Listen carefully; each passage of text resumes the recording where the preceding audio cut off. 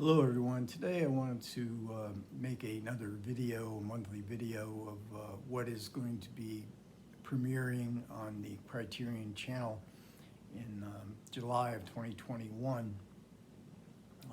I've made a few of these videos in recent months, and it's a day that I always look forward to because I use that as my go-to streaming channel. There's always plenty of content on the channel, and every month there's great sections that curate their channel and their content so that it makes it kind of enjoyable for when you're in the mood to binge watch a certain director, actor, type of film. They're all right there for you to be able to do that. This month. There's so much stuff. I'm only going to comment on the sections that really appealed to me and the movies that really appealed to me. But there's plenty of other stuff on there. There's a lot of diversity. There's a big section on art house animation. But the section that caught my eye, and probably the one I can begin and end with, is a section called Neo-Noir. And this covers Cotton Comes to Harlem from 1970 all the way to Brick in 2001, the Ryan Johnson movie. Ossie Davis directed Cotton Comes to Harlem, which has been on the channel for the last few months. I'm not going to go through the whole list. There's 27 movies. I'll comment on a couple of them, and I'll put the whole list down below in the description. But it includes such movies as Night Moves by Arthur Penn. I think after I finish going through some Frank Borzage movies, I'm going to be going into some Arthur Penn's movies.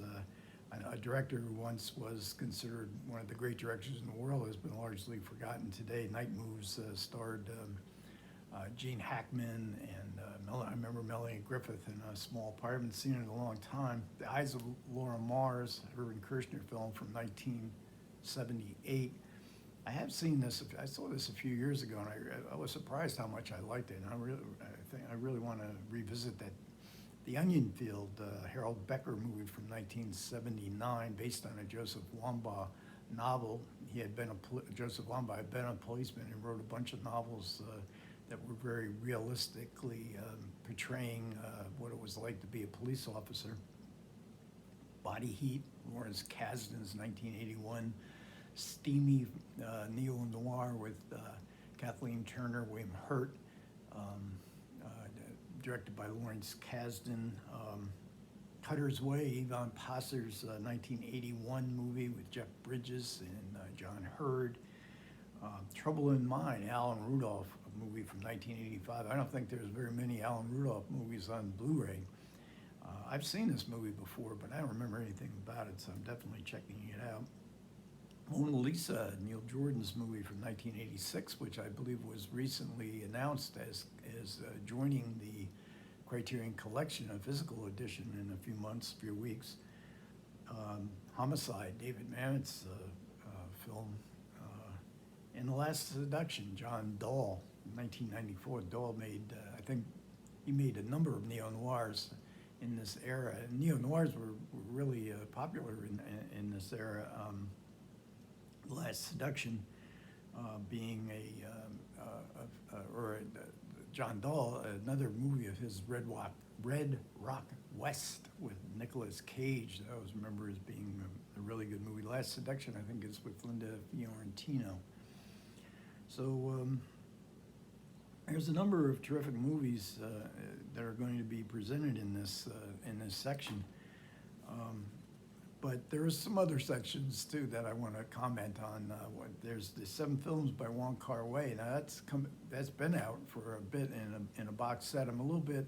I can't give you the information whether these 7 movies in this curated section are the new versions done by Wong Kar-wai, which caused some controversy. Some of these films have been playing on the channel in the original versions, but because the artwork in this announcement is the same as the box set, I'm assuming that we'll be able to see what Wong Kar-wai did in his controversial restorations of the film, of these 7 films.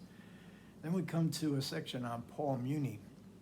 I recently, in fact, earlier today, I made a video on A Farewell to Arms that starred Gary Cooper.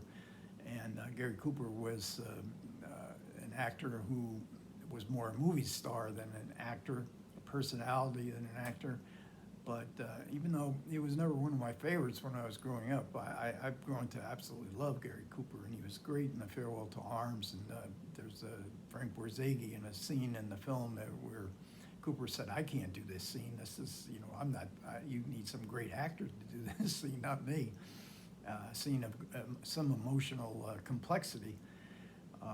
And Borzage said, just be yourself. Don't worry about the character. Don't just be Gary Cooper and do this scene. And Cooper took that direction to heart, and it's a beautifully acted, performed scene.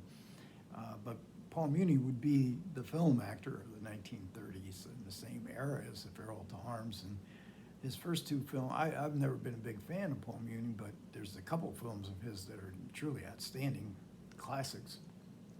One is Scarface, Howard Hawks' movie from 1932, and the other, I Am a Fugitive from a Chain Gang, Mervyn LeRoy movie, also from 1932, so it was a big year for Paul Muni. There's about 6 or 7 other Muni films in there, including his Emile Zola, Louis Pasteur, biographical movies. Again, you get to see Muni took himself very seriously as an actor, and it probably adversely affected his overall screen career. Then we get the Criterion Edition. Every month now they're putting on movies that are in the collection, and along with the supplements.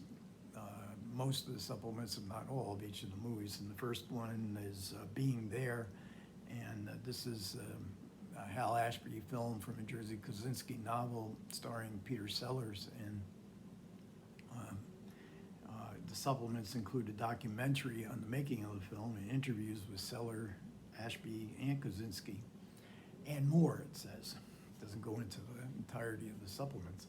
And then there's Richard Linklater's Slackers, and I always thought that was his first film, but it's not, because amongst the supplements is a film, his actual first feature film, called It's Impossible to Learn to Plow by Reading Books. And we also, on Slackers, we also get three audio commentaries, if you can believe it. And then we come to one of my really favorite films of the 1980s, and that's A Room with a View. It's definitely my favorite Merchant Ivory movie. It stars Helen Bonham Carter, Julian Sands, Daniel Day-Lewis. It adopted from an E.M. Forster novel. I think it's just a magnificent adaptation. We get interviews with Ivory, Tony, the cinematographer, Tony Pierce Roberts, costume designer John Bright, actors Helen Bonham Carter, Julian Sands, and Simon Callow, the Reverend Beebe. And after I finish a couple of books that I'm reading now, I'm going to start Simon Callow's biography of Orson Welles, multi-volume biography. I think there's still one yet to come. And speaking of Orson Welles, we get the Criterion edition of Othello, Orson Welles' adaptation of the Shakespearean play, which I think took something like 3 years to make. And we have an audio commentary from Peter Bogdanovich and Myron Meisel, filming Othello, Welles' last completed film, and a documentary about actor Suzanne Cloutier, who I believe plays Desdemona, and more. It also includes Anne Moore. And to round out this series of Criterion Editions, another one of my favorite movies. This is like all-time favorite. And this is Otto Preminger's Anatomy of a Murder, with Jimmy Stewart, Ben Gazzara, Lee Remick, George C. Scott as Dancer, the prosecuting attorney from Lansing, the big city, and interviews with Preminger's biography, Foster Hirsch, critic Gary Giddens, an archival conversation between Preminger and William F. Buckley. I've seen this conversation. William F. Buckley was a conservative publisher of National Review. He was sort of the intellectual wing of the Republican Party. I'm not sure they have an intellectual wing anymore, but Buckley was definitely the intellectual wing of the Republican Party in the 60s and 70s. And his show was for me, must see. I mean, it was just great conversations. And his conversation with Preminger over censorship in the movies, because Preminger was, of course, very much opposed to censorship, and he had been a lawyer. I think he was actually, his education, he actually was, and when he was in Vienna, he was a lawyer. I don't think he ever practiced law. I think he went into the theater, but he certainly, he can spar with Buckley, and he puts Buckley in his place a couple of times, because Buckley really didn't understand the subject nearly as well as Preminger did. Preminger knew it knew the angle of censorship and the blacklist and all these kind of elements from a legal point of view. Then we have some exclusive streaming premieres, and there's one of these. I think there's 3 or 4, but the one that caught my eye is a movie that's the second featured by a Hungarian director named Lily Horvat, and it is called, it's a bit of a tongue twister, the title, Preparations to Be Together for an Unknown Period of Time. And the description has it, a slippery, seductive investigation of memory, obsession, and delusion. A tantalizing psychological puzzle that toys brilliantly with the conventions of film noir and with the viewer's own sense of reality. That's a movie that sounds right up my alley. I don't know about yours, but it's right up mine. And then a lighter note, it's part of what they call their Saturday matinees, is a Jimmy Stewart movie that came after Anatomy of a Murder. It's called Mr. Hobbs Takes a Vacation. I always enjoyed this movie. Jimmy Stewart takes his family for a vacation. He's bedraggled, he's aggravated, he's ready to shout to the heavens. It's, I think, Anatomy of a Murder, I think, is probably the pinnacle of Jimmy Stewart's career. There are so many great moments in his films, but the performance that he gave in Anatomy of Murder is really so sensational. And did he really have much after that? He was only, I think, in his mid-50s when he made Anatomy of a Murder. Maybe not even that old. But his subsequent career in the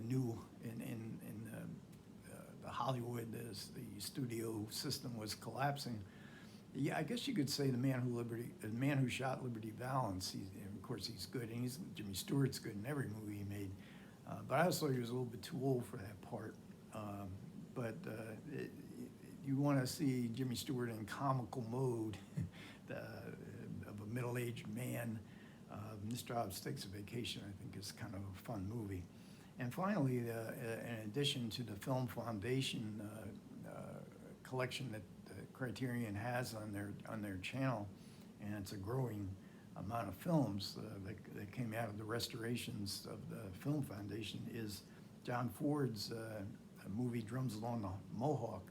I can't remember the year. I think it's definitely late 30s, 38, starring Henry Fonda, Claudette Colbert.